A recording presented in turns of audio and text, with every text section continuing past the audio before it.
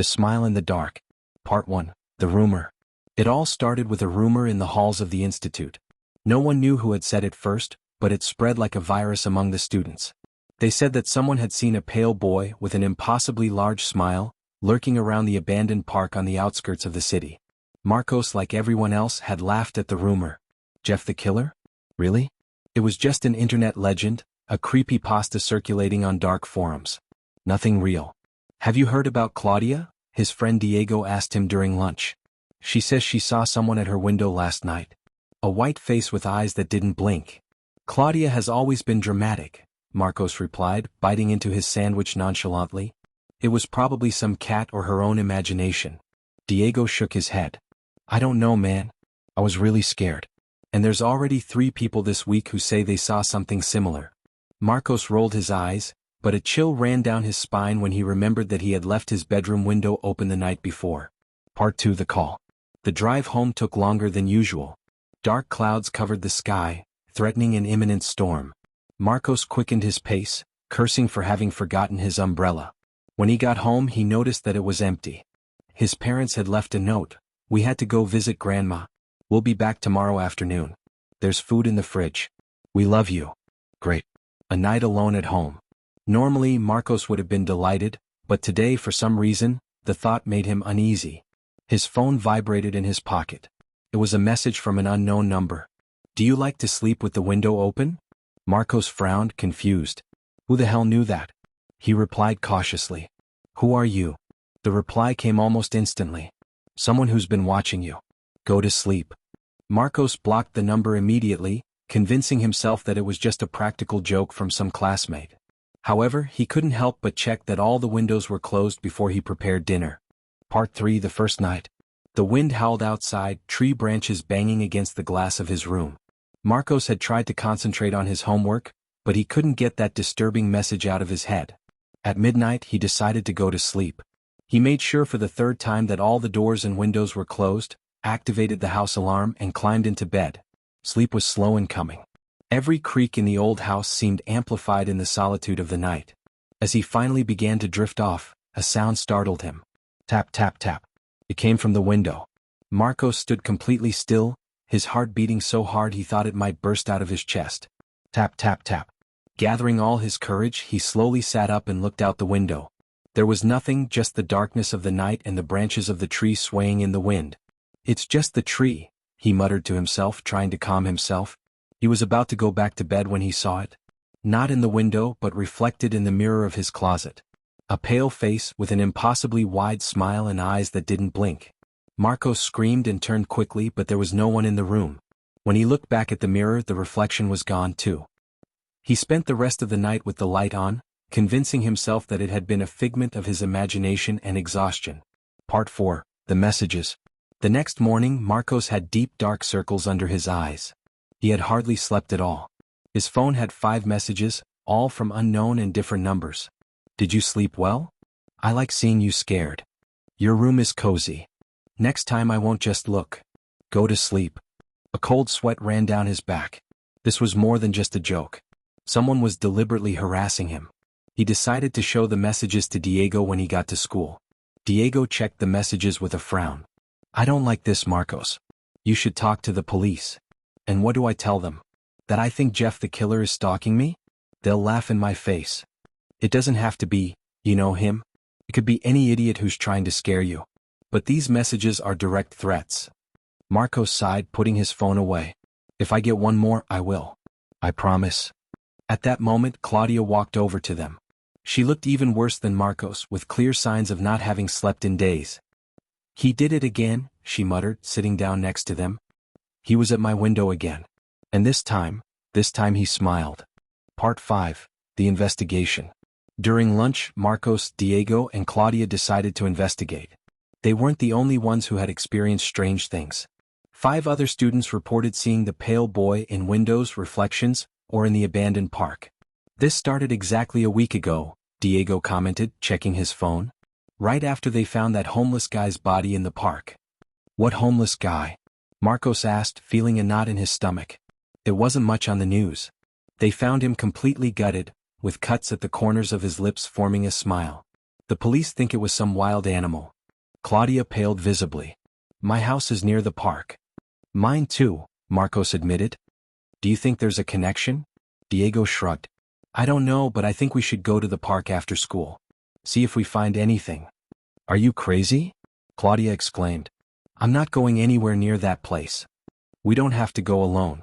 We'll go the three of us in broad daylight. Marcos hesitated but finally agreed.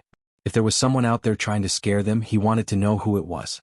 Part 6. The Abandoned Park. The park had been closed years ago, after a child disappeared while playing. His body was never found, and since then the place had fallen into disrepair.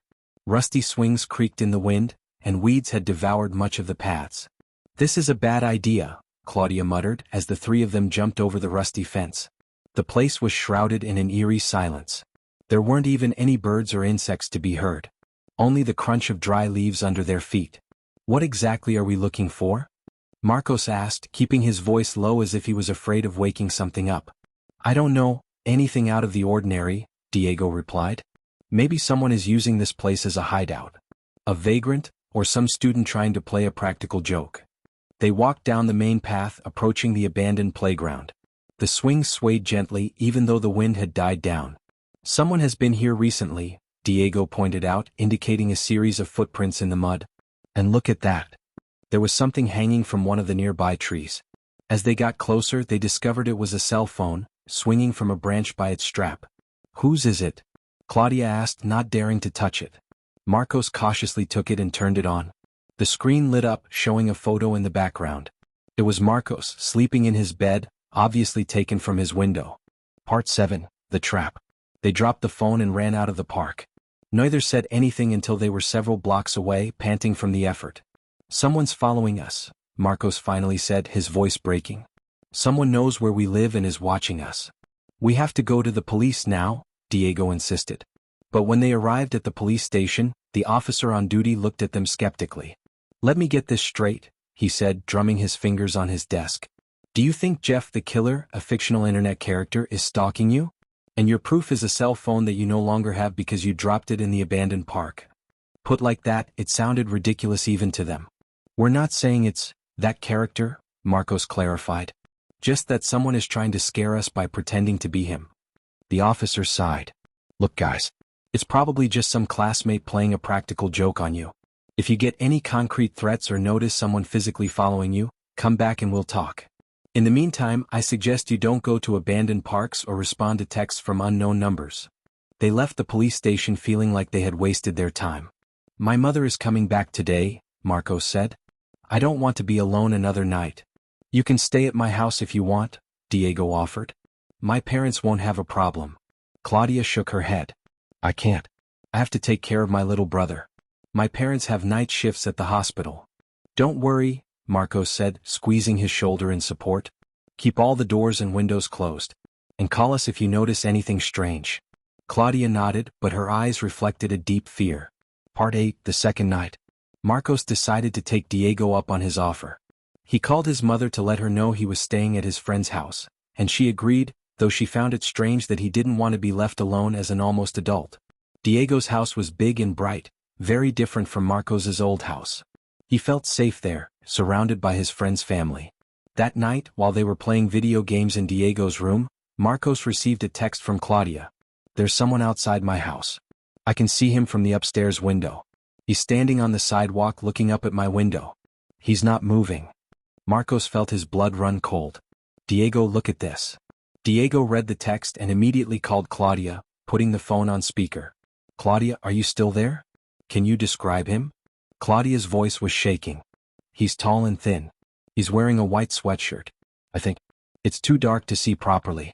But his face looks white like he's wearing makeup or a mask. Claudia, get away from the window and call the police right now, Diego ordered. We'll call them too. I can't call the police, Claudia whispered.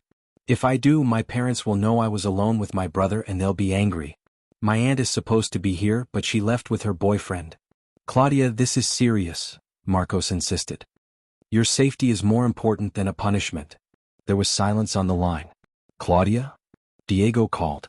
She's gone, he finally answered. She's gone. Maybe it was just someone passing by. I'm going to call my parents, Diego said. I'll tell them to take us to your house right now. No, Claudia said quickly. I'm fine really. I've locked everything and set the alarm. My brother is asleep, I don't want to scare him. I'll be fine. Marcos and Diego exchanged worried glances, but ultimately agreed not to go, on the condition that Claudia would text them every half hour to confirm she was okay. Part 9, The Silence. At 2 a.m., Claudia's messages stopped coming. Marcos and Diego tried to call her repeatedly, but her phone rang and rang with no answer. Finally, desperate, they woke Diego's parents up and told them what was going on. Diego's father, a practical and sensible man, decided to call the police directly. He explained the situation to them, and although they seemed skeptical, they promised to send a patrol car to check. Half an hour later, they received a call from the officer who had gone to Claudia's house. Everything seems to be in order, he reported.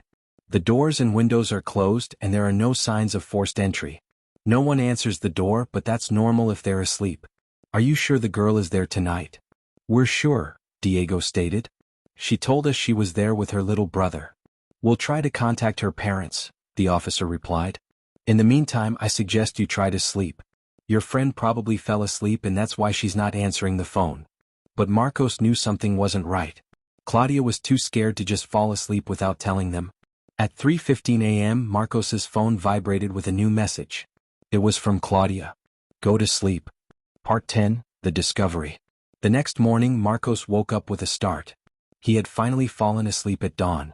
Diego was already up, talking on the phone with someone, his face pale with worry. What's wrong? Marcos asked, sitting up. Diego hung up the phone, his hand shaking. It was my father. He went to Claudia's house this morning with the police. They found the house empty.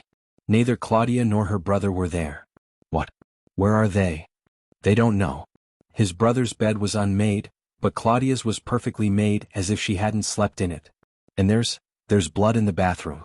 Not much, but enough to worry the police. Marcos felt the world slip away from under his feet. The message last night wasn't from Claudia. The police interrogated Marcos and Diego for hours. They showed them all the messages, told them about the abandoned park and the phone with Marcos's photo sleeping. This time the officers took their statements very seriously. A citywide search was organized. Claudia's devastated parents appeared on all the newscasts begging for information about their daughter and son. 3 days passed with no news.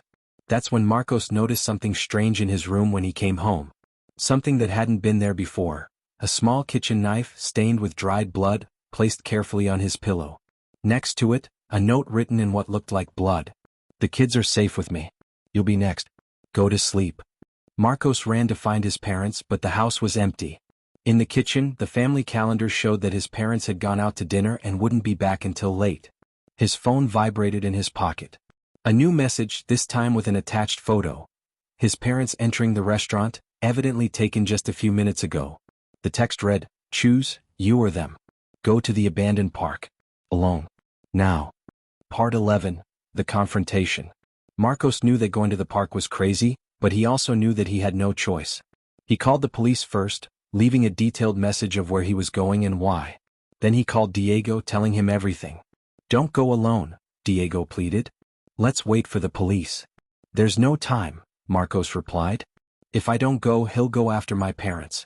At least you know where I am. If I don't call you in an hour, tell everyone where to look for me." The park seemed even more sinister at dusk. Shadows lengthened between the trees, and the silence was oppressive. Marcos walked down the main path, lighting his way with the flashlight on his phone. As he reached the playground, he stopped dead. There, sitting on one of the swings, was a figure. He was tall and thin, wearing a white sweatshirt stained with something dark. His head was bent down, as if studying the ground with great interest. "Where are Claudia and her brother?" Marcos asked, surprised at how steady his voice sounded despite the terror he felt. The figure slowly raised its head. Its face was white, not from makeup, but from an unnatural pallor. Its eyes, ringed in black, seemed unblinking. And its mouth was cut into an impossibly wide smile that stretched almost to its ears. It wasn't a mask. "They're sleeping," the figure replied, its voice sounding like sandpaper on metal. "As you should be doing." Marcos took a step back but forced himself to stand firm. "What do you want from us?"